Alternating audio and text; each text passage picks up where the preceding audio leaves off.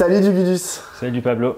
Merci d'avoir accepté mon invitation, ou plutôt c'est moi qui ai accepté la tienne puisqu'on est dans ton atelier / boutique à Paris. Si je t'ai invité, c'est parce que tu viens de sortir un ouvrage aux éditions Le Temps des Cerises. Ça s'appelle Politique de l'image et en fait, c'est un peu un truc sur lequel tu reviens sur une partie de ta carrière. C'est marrant de faire un livre sur l'ensemble de sa carrière lorsqu'on a seulement 35 ou 36 ans. C'est audacieux, mais en l'occurrence, c'est justifié. Ton livre, c'est un peu une interrogation sur la place de l'affiche, parce que c'est ça ton médium principal, c'est l'affiche, et l'affiche notamment politique. Pour toi, ça sera ma première question, est-ce que l'affiche, aujourd'hui, en 2025, a encore une place dans la politique, tu vois, parce que genre, je veux bien qu'au 19e siècle, tu vois, ça soit le truc le plus important du monde, parce qu'il y avait que ça, il n'y avait pas la télé, il n'y avait pas les réseaux sociaux, etc. Mais en 2025, est-ce que pour toi, c'est encore un objet important dans les luttes politiques ? Bah bien sûr, sinon en fait je travaillerai pas sur la fiche politique, donc ça c'est déjà une petite réponse. Mais pour revenir sur ce bouquin, effectivement c'est 15 ans de travail et c'est chronologique et ça suit en fait les différentes évolutions sociales et politiques et militantes auxquelles on a pu assister ces derniers temps. Pour répondre à ta question sur la fiche, bien sûr qu'elle a sa place aujourd'hui et même plus que tout quand on voit toute la sphère numérique qui tend à envahir et puis à imposer aussi sa communication et ses images qui sont préfabriquées.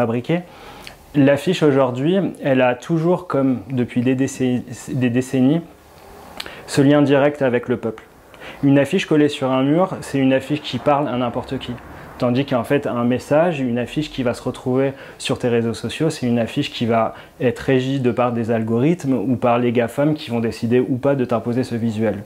Donc elle a encore, si tu veux, ce pouvoir de communiquer à tout le monde. Mais toi, tu fais on va dire, alors c'est pas des affiches, mais tu produis des œuvres à destination des réseaux sociaux où le seul endroit de ton art, c'est la rue. Les réseaux sociaux, pour moi, c'est un outil que j'utilise. Aujourd'hui, on est obligé, on ne peut pas faire autrement quand on fait de la communication d'être sur les réseaux sociaux. Mais comme je te dis, c'est en fait une des étapes de la production de l'image et c'est la dernière étape. C'est pour ça qu'il y en a beaucoup qui me considèrent plus comme un street artiste, ça dépend comment tu vois la perspective de mon travail. Mais ma démarche, elle est de tout contrôler, si tu veux, de la création à la diffusion de l'image, y compris d'aller la coller et ensuite de lui offrir une seconde vie quand elle se retrouve sur les réseaux sociaux. Quelle spécificité tu donnes à ton travail ? Toutes les œuvres qui sont présentes dans l'espace public, toutes les œuvres faites par des street artistes ne sont pas des œuvres politiques. Toi, les tiennes, elles ont souvent, voire quasiment tout le temps, une connotation politique. Elles sont inscrites dans une lutte, qu'elle soit sociale, qu'elle soit féministe, qu'elle soit de lutte contre la discrimination. Enfin, je sais pas, là, autour de toi, il y a plein d'exemples divers et variés. Pourquoi est-ce que tu t'attaches à cette forme-là? Est-ce que c'est parce que tu es un militant avant que d'être un street artiste ou est-ce que tu considères que ton art doit nécessairement être inscrit dans une dynamique politique? Alors je rebondis sur ce que tu as dit, je ne fais pas des œuvres, hein. Je fais des affiches et des affiches, alors ça dépend le point de vue que tu peux attribuer à cette image, mais avant tout son rôle, elle est de communiquer un message. Avant on parlait de propagande, et propagande ça veut juste dire propager une idée. Donc j'utilise, si tu veux, mon savoir-faire artistique au service de messages. Moi, je me considère plus comme un interlocuteur entre le milieu politique et le peuple. Et je vais utiliser un espèce de synthétisme idéologique à travers des formes pour les sensibiliser sur tel ou tel sujet. Donc en fait, tu réponds à des commandes? Pas tout le temps. Oui, je réponds à des commandes parce qu'il faut bien vivre de son travail. Donc, on va dire que plus de 50% de mon travail, c'est répondre à des commandes. Mais ça n'empêche pas que ça soit des commandes qui soient aussi dans la sphère du militantisme. Je travaille avec beaucoup d'organisations, des ONG, des associations, des villes, etc., qui ont aussi des messages militants à faire passer. Et il y a toute une autre partie de mon travail qui est un travail plus personnel, en lien avec les combats politiques que j'ai envie de mener, qui est aussi en lien avec tous les gens que je rencontre, parce que je fréquente beaucoup la sphère politique, associative, etc. Et ces gens aussi ont des attentes sur des messages. Ouais. Donc je me situe à peu près là. Alors, j'ai dit ton endroit privilégié, c'est la rue pour créer. On a parlé des réseaux sociaux. Il y a un autre lieu que tu investis, ou plutôt qu'on t'a proposé d'investir, c'est le musée. Tu es maintenant présent dans la collection de pas mal de musées à travers la France, peut-être même au-delà des frontières, au musée Carnavalet, au Mucem, etc. Qu'est-ce que ça dit finalement de ton art? Est-ce que tu n'as pas peur que ça le fige, en fait, que ça le rende justement un objet d'art éloigné du peuple, que de l'avoir fait rentrer dans ces collections de musées nationaux? Alors déjà, c'est pas moi qui l'ai fait rentrer dans ces collections de muséales, pas du tout. Et je crée pas des œuvres pour qu'elles rentrent dans des musées. Mais si elles se retrouvent dans des musées, c'est qu'en fait, elles témoignent aussi de leur époque et de leur temps. Et l'affiche, elle est là pour ça. Elle fige une histoire, elle fige une lutte. Elle est le symbole, si tu veux, la représentation d'un mouvement politique qui a eu lieu à un moment présent. Je prends pour exemple les affiches de mai 68. Aujourd'hui, qu'est-ce qui reste de mai 68? C'est ces images et ces slogans. Donc les graphistes ont un rôle politique qui est essentiel. Du fait qu'elles se retrouvent dans les musées, en fait, je trouve ça une suite normale. Enfin, faut pas le voir comme, si tu veux, quelque chose d'élitiste. Au contraire, elles rentrent dans l'histoire.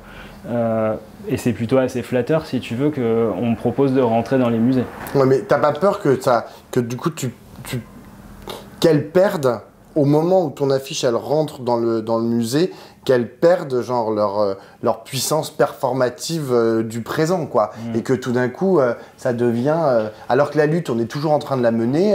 Là je vois derrière toi une affiche sur le 8 mars Femme, Vie, Liberté. Si jamais je vois ça dans un musée, je me dis bon bah tu vois c'est froid en fait. Mon rapport à une œuvre muséale est beaucoup plus froid que si je la vois dans la rue et que genre j'ai envie d'aller après brûler des hommes. Mais je pense qu'il faut revenir au fondement même de ce qu'est une affiche et sa définition. Une affiche, c'est un bout de papier sur lequel il y a un message et qui est collé dans la rue, donc qui représente un moment éphémère. Une affiche, de fait, elle est éphémère. Elle va avoir une durée de vie qui est de 2-3 jours, peut-être une semaine grand maximum. Donc, si tu veux qu'elle soit récupérée après coup, qu'elle soit placée dans un musée, en fait, ça lui donne aussi une durabilité qu'elle n'aurait pas eue sur un mur. Est-ce que tu te considères comme un artiste ? Oh, la question piège. Est-ce que je me considère comme un artiste? Je pense qu'il ne faut pas, en tant que créateur, se considérer comme un artiste. Parce que c'est un peu péter plus haut de son cul, pardon de l'expression.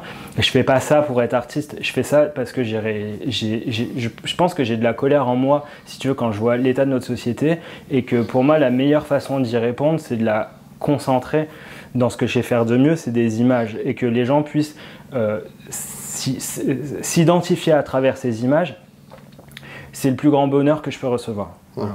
Et tu vois, bizarrement, quand on voit l'état de la gauche éclater aujourd'hui, moi finalement, tu vois, si tu me poses la question de savoir comment va la gauche, en fait, j'ai que des retours positifs. Je suis peut-être un des seuls, si tu veux, dans le milieu de gauche, à avoir ces retours positifs, parce que l'image, là, procure de l'espérance, une ouverture d'esprit, un engagement commun, si tu veux, qui est représenté à travers ces visuels.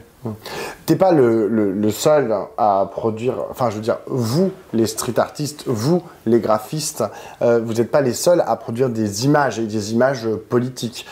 Les partis, les mouvements politiques, parfois les créent en interne, alors parfois aujourd'hui en utilisant de l'intelligence artificielle, parfois en utilisant des chargés de communication qui font des espèces de collages et qui utilisent Paint pour produire en fait des visuels. Comment tu analyses l'évolution de ces rapports entre ces formes pour dialoguer, pour parler de ces luttes politiques et les partis. Est-ce que tu considères qu'aujourd'hui, par exemple, on vit un espèce d'âge d'or du rapport entre ces graphistes / artistes / créateurs et les mouvements politiques, ou au contraire, ce lien est distendu? Je peux répondre sur plein d'axes différents à ta question. Déjà, juste rappeler que moi, mon travail, vraiment, il prend le fil, la suite d'une culture française de l'affiche. Et ça, on a tendance à complètement l'oublier à gauche parce que on n'a pas cette culture-là, ou en tout cas, elle n'est pas du tout mise en avant. Je parle aussi de la culture d'affiche, qui n'est pas simplement liée à la politique de manière générale. L'affiche, contrairement à, je sais pas, les populations anglo-saxonnes, ne mettent pas du tout en avant ce savoir-faire. Et à gauche, c'est quelque chose qui est présent depuis des décennies. Ça remonte même, si tu veux, aux années 1850, quand la lithographie arrive à produire des images de plus en plus grandes, et les graphistes, qui juste là étaient des caricaturistes, commencent à travailler l'affiche politique. Donc tu vois, c'est vraiment une tradition qui date pas d'hier, quoi. Et aujourd'hui, pour répondre plus sur ta question, dans l'image, il faut voir qu'il y a deux temps en communication. Il y a le temps long et il y a le temps court. Et le temps court nous est imposé par les réseaux sociaux, par la communication numérique. Ça, c'est quelque chose de nouveau qu'on doit gérer. Pour moi, c'est pas la même chose. Très clairement. Créer des images jetables, c'est pas ce que j'ai envie de faire et c'est pas ma vocation. Il y a des gens qui le font très bien et il y a des outils qui sont mis en place pour le faire. Moi, quand je vais travailler de la communication politique, je veux avoir une perspective qui soit artistique, qui soit culturelle, mais qui porte aussi sur le long terme. Ça veut dire quoi exactement? Ça veut dire quel travail en fait tu fais sur les formes? Tu me l'as dit, tu te situes dans une histoire, et dans une histoire aussi formelle, hein, une histoire de l'art. Mais du coup, comment tu les manipules? Est-ce que tu considères, par exemple, que tu te situes dans l'avant-garde ou dans une... C'est quelque chose qu'on a souvent, dont on parle souvent dans le monde de l'histoire de l'art, c'est genre les avant-gardes. Est-ce que toi, tu es dans une avant-garde du graphisme ou au contraire, c'est un terme que tu réfutes et toi, tu dis non, non, moi, je suis, genre, j'ai les pieds dans la terre et je suis pas l'avant-garde, je suis la garde? En vrai, si tu veux, je peux pas trop répondre à ta question parce que celui qui fait l'affiche est aussi celui qui la regarde. Donc c'est ça mon métier, si tu veux. Si je devais considérer mon propre art et mettre des étiquettes dessus et me dire bon bah voilà, moi demain je vais être avant-gardiste, je trouve que c'est super prétentieux, super pédant. Je fais pas ça pour ça. Je fais ça parce que j'ai des sentiments, j'ai de la colère, parce que j'ai des choses à fournir, à dire. Après, je ne sais pas comment c'est interprété. Tu peux mettre, si tu veux, plein d'étiquettes dessus. Ça ne m'intéresse pas trop, en fait, au final. En ce moment, se développe beaucoup un outil qui est l'intelligence artificielle. Quel regard tu portes sur cet outil? On voit, en fait, à quel point ça peut être... ça permet, en fait, à beaucoup de gens de créer des images. Tout seuls, dans leur coin, avec plus ou moins d'ailleurs d'intelligence qu'ils donnent à cette intelligence artificielle, qui n'a rien d'intelligente. Et ça aboutit aussi, par exemple, à des choses absolument monstrueuses, comme l'affiche de la France Insoumise qui appelait à la manif contre le Rassemblement national, contre l'extrême droite, hein, où ils avaient caricaturé vraiment en utilisant des tropes fascistes des années 30 et antisémites, Cyril Hanouna. Donc on voit en fait ces deux choses-là qui sont permises par l'intelligence artificielle. Toi, comment tu te situes par rapport à ça? Écoute, c'est une vaste question qui anime beaucoup de débats entre les créateurs d'images. Ça nous fait méga flipper ce qui est en train de se passer, très clairement. Pourquoi? Parce qu'en fait, on se fait piller en fait, tous nos savoir-faire, toutes nos créations. L'IA, c'est ça, elle est en train d'aspirer en fait, tout ce qu'il y a, et pas que l'art, hein, ça va aussi du domaine scientifique, ça va jusqu'à la littérature, enfin bref, ça englobe tout. Il n'y a aucune législation qui est faite pour encadrer l'IA. Aujourd'hui, ça part dans tous les sens et c'est fait par n'importe qui pour donner n'importe quoi. Ça crée aussi ce genre d'image dont tu parlais à l'AFI, pour moi qui est plus à mettre sur le compte d'un manque de culture visuelle qu'aurait dû avoir en fait un graphiste, un artiste si tu veux, quand il travaille ses images. Moi je fais très attention au contresens. C'est ça en fait mon travail, c'est de voir à travers une image comment elle peut être perçue par l'autre et se mettre dans la peau d'une personne qui ne va pas avoir la même culture, pas les mêmes référents historiques que toi. Mais l'IA, je pourrais développer le sujet encore très longtemps si je veux. Est-ce que tu as vraiment peur de te faire remplacer par l'IA? Parce que honnêtement, je vois ce qui est produit par l'intelligence artificielle et je vois aussi les limites de la bêtise, voire parfois la laideur en fait de ce qui est produit et je vois aussi la qualité de ce que par exemple là ce qui t'entoure et de ce que tu as produit et je vois la différence et je me dis genre en fait tout le monde est capable de voir la différence entre ça et genre un truc que pourrait produire de l'intelligence artificielle. Donc honnêtement, de l'extérieur et de façon hyper froide et un peu flagorneuse, je vois pas de quoi t'as peur en fait. Je vois pas. Enfin, vous êtes pas dans la même. Vous êtes pas du tout au même endroit en fait avec l'intelligence artificielle. Bah ça c'est parce que t'es pas graphiste, t'es pas créateur. Même ça m'est arrivé autour de moi, si tu veux, d'avoir des gens qui se font pomper en fait leur création visuelle pour qu'elle soit réutilisée par de l'IA et ça risque d'arriver d'ici peu de temps. Si tu veux faire du Gugus, certainement dans quelques mois tu vas y arriver.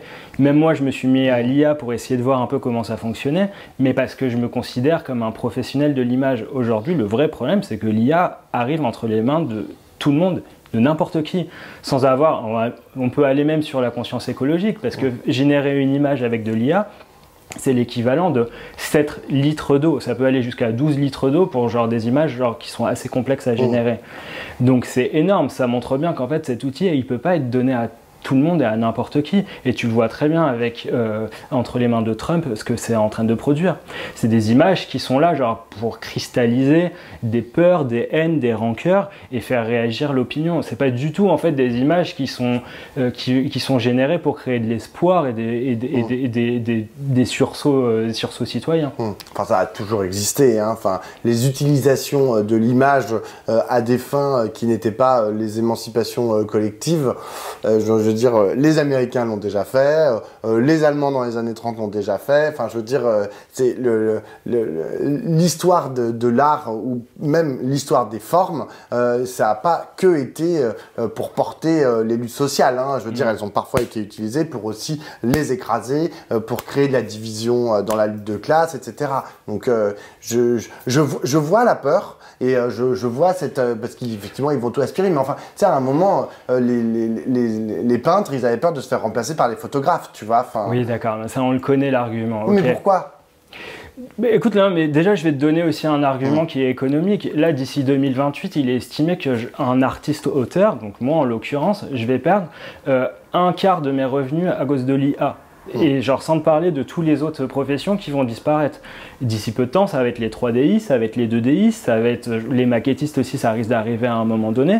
Et on l'a vu aussi, je fais le parallèle avec mon travail, l'affiche militante, quand le numérique est arrivé et les premiers outils Photoshop, etc. sont arrivés, qu'est-ce qui s'est passé? C'est qu'en fait, les militants se sont emparés de ces outils-là et les graphistes ont petit à petit perdu la main sur leur travail qu'ils avaient à faire jusque-là. Et qu'est-ce que ça a donné? Ça a donné un appauvrissement des formes. C'est ce qui va arriver avec l'IA. L'IA, elle va standardiser les choses. Et puis l'IA, faut aussi penser ce qu'il y a derrière. C'est juste financier. C'est de faire dégager en fait les graphistes, les artistes à des fins financières. Derrière, c'est des grosses boîtes qui génèrent des capitaux énormes et qui se font de la maille derrière nous. Est-ce que tu trouves que sur ces questions-là, justement pour affronter ces gros capitalistes et qui sont aussi parfois collés à des puissances politiques comme les États-Unis, est-ce que tu trouves que la gauche est à la hauteur dans sa réponse? Est-ce que tu trouves qu'elle prend assez à bras-le-corps cette question, par exemple l'apparition de cette nouvel outil qui est l'intelligence artificielle pour tous et aussi la défense de vous, les graphistes, les street artistes et les artistes tout court d'ailleurs? Absolument pas. Absolument pas. Est-ce que tu entends parler des artistes qui... Enfin, je sais pas, est-ce que des artistes sont invités sur des médias pour parler de la situation actuelle qui les touche de plein fouet? On parlait de l'IA, mais on va parler aussi des coupes budgétaires qui sont faites par le ministère de la Culture et sa ministre Rachida Dati. C'est désastreux. En fait, la vraie question qui se pose derrière, c'est une question philosophique. Est-ce qu'on veut demain que nos artistes soient remplacés par des machines? Est-ce que vraiment la dernière chose, si tu veux, qui révèle de l'humanité, en fait, ce que l'homme a toujours fait, c'est laisser une trace, c'est représenter son vivant, soit fait par des machines? Voilà, moi c'est ça qui me préoccupe aujourd'hui. Et sur la question de la gauche, ça fait pour moi des années, depuis que je suis militant en tout cas, que j'ai pas entendu un homme politique s'emparer de cette question-là. Il n'y a personne à gauche qui parle de culture aujourd'hui. Peut-être un peu François Ruffin, il l'a fait, si tu veux, sur la dernière présidentielle, mais c'était vraiment avec quelques pincettes, tu vois. Mais il n'y a vraiment pas une politique, enfin une réflexion approfondie sur le lien entre l'art et la politique. Mais après, encore une fois, nous les artistes, on n'est pas là, si tu veux, on n'est pas les toutous des politiques, on n'est pas là pour flatter leurs égos, on agit comme des contre-pouvoirs. Du coup, le politique, il a du recul par rapport à ça. On est des gens, je pense, qui faisons peur aussi à cette sphère politique, parce qu'on va travailler leur image. Et ça, un homme politique, il aime pas trop, en tout cas il aime contrôler, il aime avoir la main là-dessus. Et puis on va avoir une certaine liberté qui est propre à celle de la sphère artistique. Donc en ça, je pense que c'est déjà une part des réponses qui peuvent être portées. Mais encore une fois, oui, on a besoin qu'il y ait une vraie politique de gauche qui soit menée envers les artistes. Et aussi on a besoin d'artistes qui s'engagent, vraiment. Eh ben, merci beaucoup, Dugudus. Je pense que ce dont tu parles, c'est le début d'une lutte qui n'a pas vraiment encore émergé, qui n'est pas encore vraiment structurée, mais à laquelle peut-être tu pourras en faire partie et mener ce combat genre, à l'intérieur de la gauche pour faire reconnaître que la question doit se poser aussi sur cette question artistique. Ouais, mais malheureusement, on est très peu en fait. On est très peu. Faut pas oublier, on est 300 000 artistes-auteurs en France. C'est très peu pour porter ces combats. En vrai, c'est à vous de les porter aussi, parce que on fait des images, enfin pas que des images, mais c'est un combat perpétuel pour faire ce métier, pour faire ce travail, pour représenter aussi les espérances et les attentes de ces gens. Donc c'est à l'ensemble de la société, à de la gauche, de prendre conscience qu'il va falloir renouer avec ces artistes et c'est urgent. Merci beaucoup. Merci Pablo.